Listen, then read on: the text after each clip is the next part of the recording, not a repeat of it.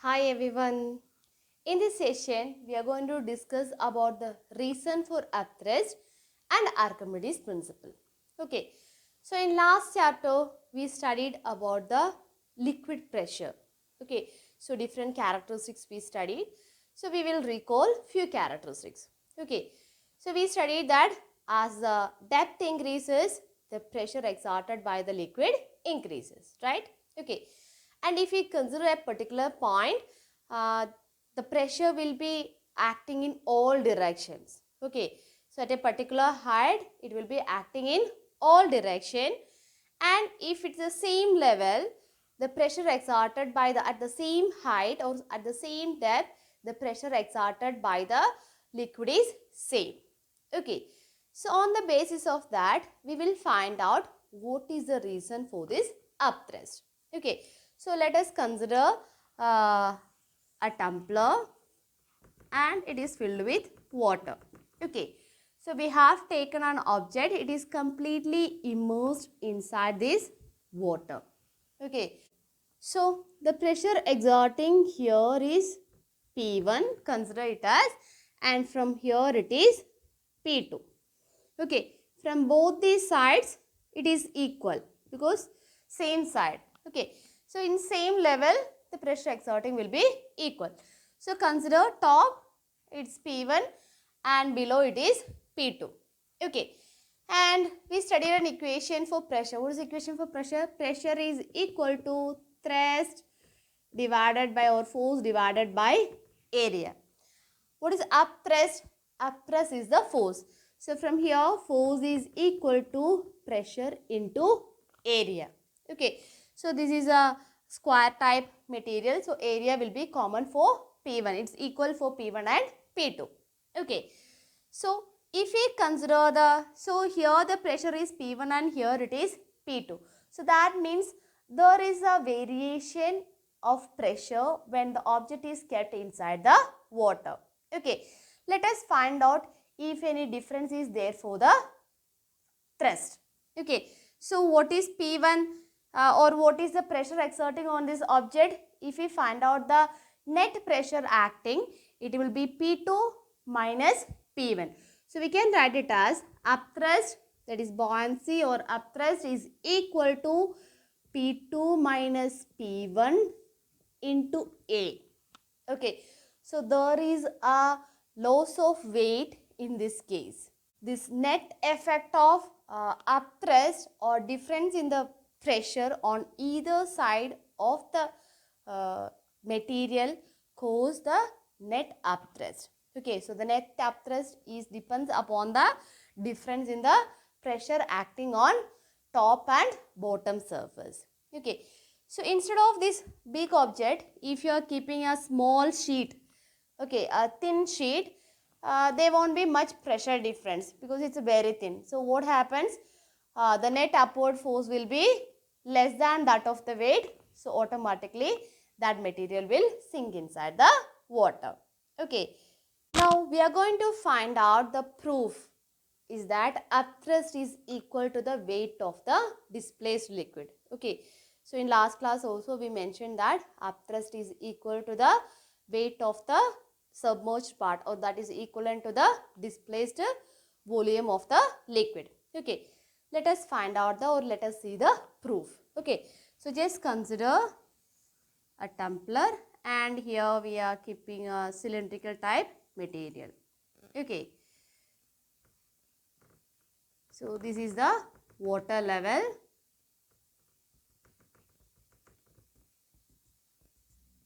Consider this height as h1. From the surface till here h1, thrust is acting here as F1, pressure is acting here as P1. Okay, and the area is A. As it is cylindrical object, both sides it has area A. Okay, now till here, till the bottom portion, consider the height as h2. Here pressure is P2 and area is A and the force is F2. Okay. Now we will consider the case. Okay, I will give a name P, Q, Yes. First, we will find out the pressure acting on P2 or PQ.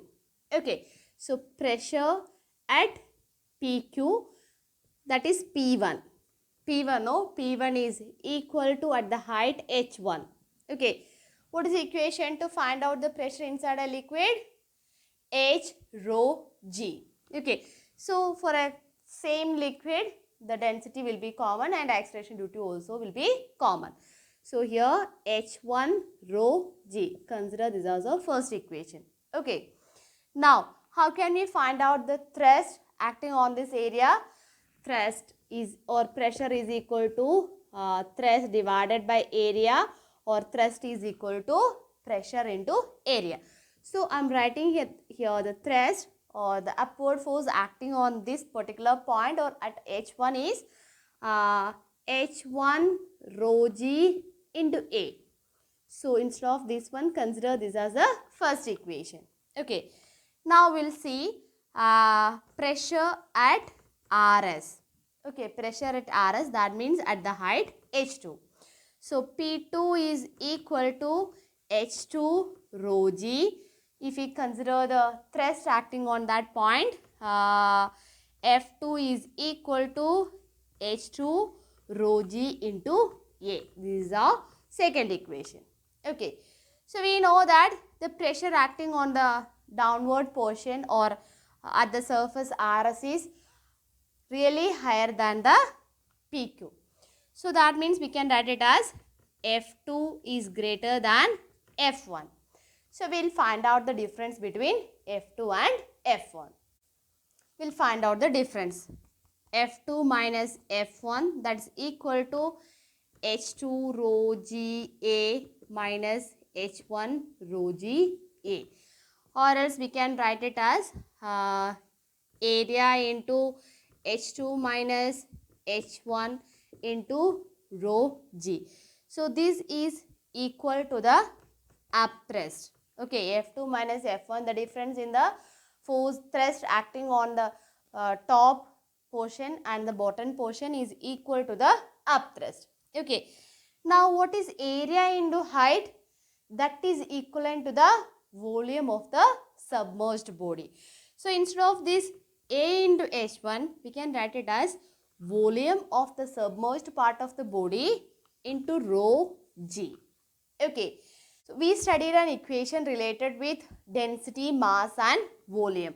Density is equal to mass by volume, or mass is equal to density into volume. Okay. So, here we can replace the volume and density by FB is equal to mass into acceleration. What is mass into acceleration? That is equal to the weight of the body, right?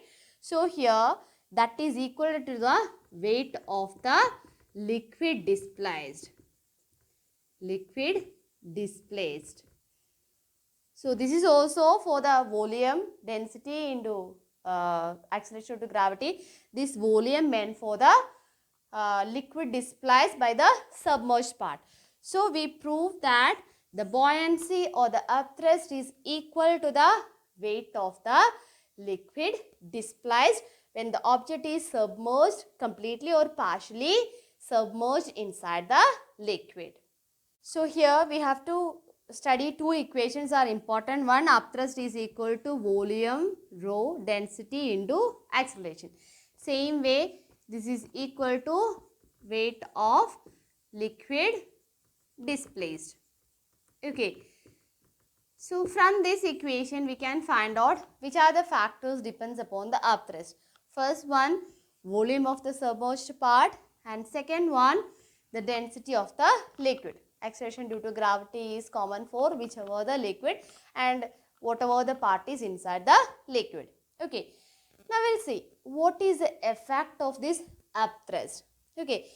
Have you ever noticed that if we take a stone in our hand, it feels more weight. But if you keep the stone, if you are holding the stone and keep our hand inside the water, we will not feel the actual weight.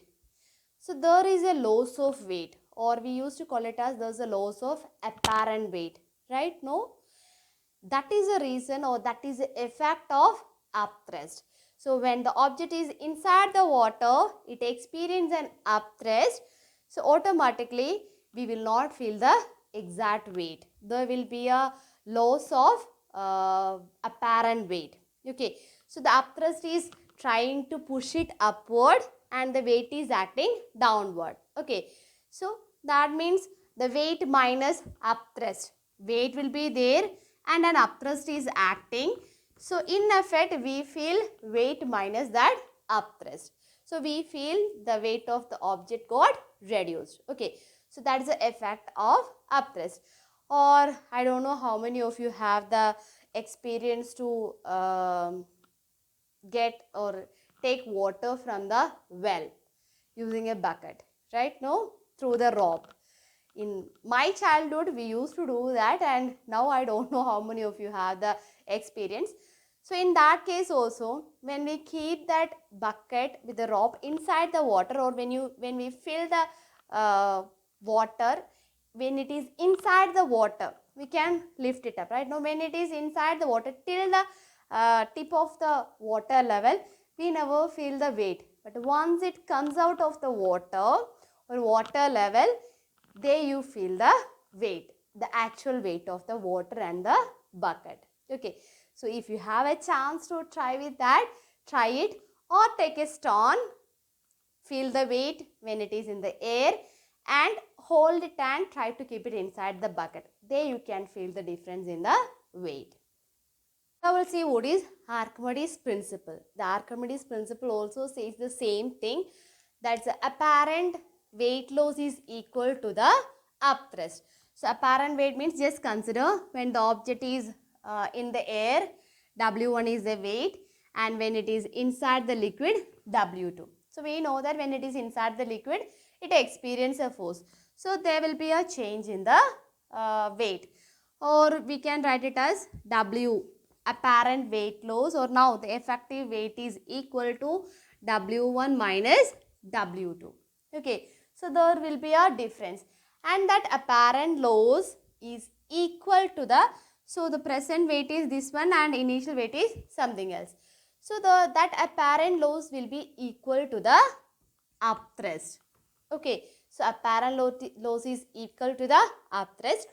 Or we can state that Archimedes principle states that if a body is immersed partially or completely inside a liquid, it experiences an upthrust, and that is equivalent to the weight of the liquid displaced by it. Okay, so I'll tell once more. Archimedes principle states that if a body is immersed partially or completely inside a liquid, it experiences an upthrust, and that is equal to the weight of the liquid displaced by the body. Okay, so till now what all the things we proved, the same thing is meant by the Archimedes principle. Now on the basis of the density, whether the object will sink or float, let us see that. So just consider a body with a volume V and density rho and acceleration due to gravity is immersed inside the water. Okay, we are taking a body and we are going to check whether the object will float or sink. So the weight of the body acting will be equal to V rho G. Same way, an upthrust is also acting, that's also V rho L. We have taken a liquid with density L and G. Okay, so first condition, when the weight is greater than Fb. When the weight is greater than Fb, these two factors are common. So that means the density of the object is greater than the density of the liquid. So at this condition, the object will sink inside the liquid. Okay. Now second condition, when the weight of the object is equal to the upthrust or buoyant force. So there density of the object is equal to density of the liquid. So the apparent density difference will be 0. That means the object will float but it will be completely immersed inside the liquid. Now the third one, when W is less than, the weight is less than Fb. Okay, so here the density of the material is less than that of the density of the liquid. So in this case, the object will float. Okay, so depends upon the variation in this value, that weight and the upthrust, partially floating, or it will be completely floating, like cork or something is kept upon the water, that we saw that. Okay, so in that case, depends upon, if it is very high, it will be completely floating, or there's a difference, means partially, some of the part of the material will be inside the liquid and the other part will be above. So the condition is for floating. So we can conclude that if the density of the object is greater than the density of the liquid, the object will sink inside the liquid.